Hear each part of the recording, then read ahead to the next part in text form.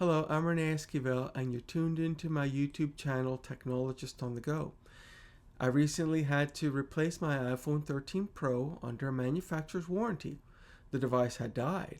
The problem is, I also need to remove the old phone from my Apple ID, and that's something I have in the past done when I'm able to interact with the device. How do you remove your device from your Apple ID when you cannot interact with the device? Turns out it's real simple. I'll show you how to do it, and let's just jump into it right now, okay?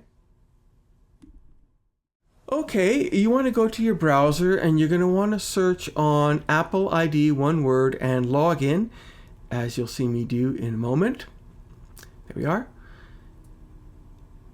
And that'll bring you to this web page, one account for everything Apple. Sign in and authenticate. And once you're done, your page will be up. You'll see devices under your name. Click on that. I don't show it for security. And you see here the devices. Now in the lower right corner, you see iPhone 13 Pro. That's the one I want to remove. That's the dead phone. When you click on it, you can verify it by your serial number or the IMEI. I did verify it previously, so I know this is the one. Click on remove from account and then confirm removing it and pause while it gets done, and at this point you're done. That's all it took.